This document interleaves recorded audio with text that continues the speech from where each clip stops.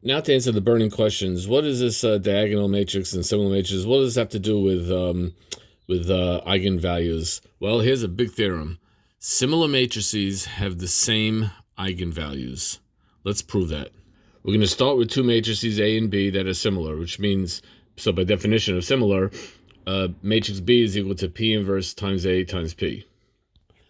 Well, to find the eigenvalues of B, we look at this determinant, lambda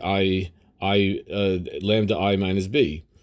But B is equal to P inverse AP, so I could rewrite this as lambda I minus B is lambda I minus P inverse AP.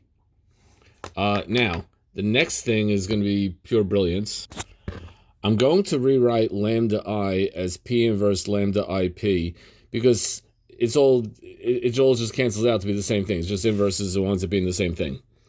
And now I'm going to do a second brilliant step, is that I'm going to factor out P inverse on the left and factor out P on the right, and this becomes P inverse times lambda I minus A times P. Now I'm going to use a theorem about determinants that we all learned, which is that the determinant of a product is equal to the product of the determinants. So now I could pull it out like this: P inverse lambda I minus A and P. But we learned in class that the determinant of inverse matrices are reciprocals of each other, which means the determinant of P inverse and the determinant of P just cancel out. Like if this is 7, that'll be 1/7 or something like that. Anyway, this is just equal to the determinant of lambda I minus A. But look what we have here.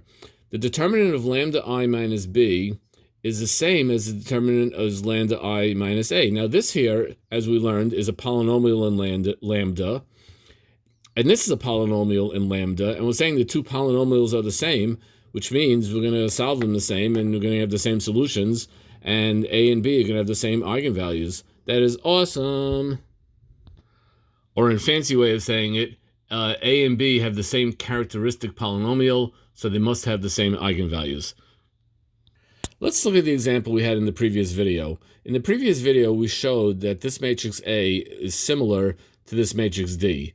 So now that we know that, that means A and D, not A and D ointment, but A and D matrices should have the same eigenvalues. Well, the eigenvalues of D are very simple because the eigenvalue is just going to be 4, -2, -2. We learned that the eigenvalues of a diagonal of a triangular matrix are just the entries on the main diagonal. But let's look at let's work out the eigenvalues of A.